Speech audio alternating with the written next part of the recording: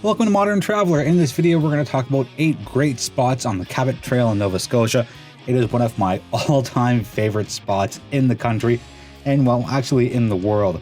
There's so much to see and do, and the driving routes are just spectacular, and ocean views, mountain views, and so many places to stop.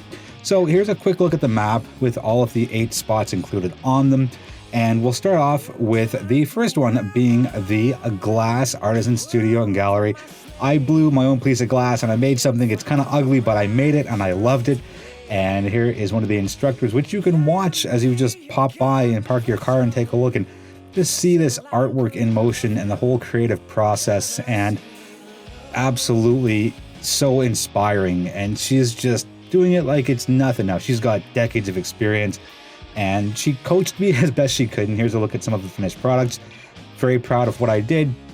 I don't think anyone's going to see it except for me. And you know what? That is completely okay. So after all of that, you're going to pop over to the Cabot chocolate shop. And well, handmade chocolate, you can't beat it. And it's Canadian and it's delicious and it's made on site as well. Nice, beautiful display set up here. And it's an old church. So, you know, kind of finding a new way to present in an older building. Very cool stuff here. I picked up a few too many chocolates, which I will happily admit on the internet because it's here forever, but totally worth it. It was absolutely delicious. Up around the bend at the very top is where you'll find Freya and Thor Gallery and Cafe.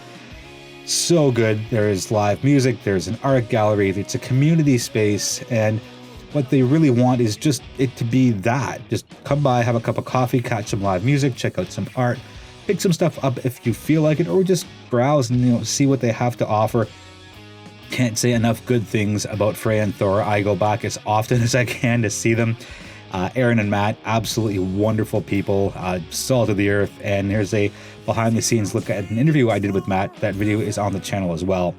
I accidentally found Meat Cove because I had an extra couple of hours in my itinerary, and this is one of the most special places to me. I just sat and I watched the water meet the land, and it was just so mesmerizing and serene and peaceful. And you know, aside from these few video clips, I just put my phone and the camera away because I wanted to enjoy it for everything it was, and I didn't want to be distracted by checking messages or getting too much content for this specific piece. Again, just an absolute beautiful place. I love it. Like, it's just, I'm at a loss for words, which is weird for a journalist, but get to Meat Cove if it's the only thing you do.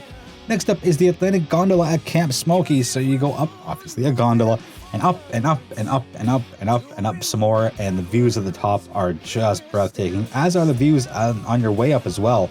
So you get out of the gondola and you can walk around. And again, the views from the very top are simply magical. And just like Meat Cove, I didn't take too much footage here because I really just wanted to soak in the atmosphere. And you can go for some hikes as well.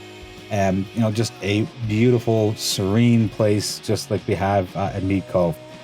Back in Bedeck, we're at the Flying Kite Artisan Shop, and it's exactly what it sounds like. A lot of local art here. Owner is local as well, and it's so good to see small shops like this that are thriving and supporting the artistic community within not only Bedeck, but the Cabot Trail and in Nova Scotia and in Canada. We really, really do need more of this. Now, get back in the car and head over to the cutest place, which is the Groovy Goat Farm and Soap Company. So yes, inside there'll be lots of soaps, and well, they're made from goat milk because, well, that's what they're all about. But outside there's a goat farm because, well, there's goat products. And they're sometimes just hanging out, sometimes they're on the move. And you can feed them, and you'll be respectful of them. They're still animals, so don't get too close, but they are pretty friendly. And they are pretty adorable, I gotta say. And one of the more interesting and unique stops here on the Cabot Trail. Now, as you go back around, as you go counterclockwise, pop in at the Glenora Inn and Distillery. I spent the night here, hence the car shots, and then the whiskey tastings. And such an upscale but yet approachable place. And the whiskeys are delicious, and you're talked through it so you know exactly what you're tasting.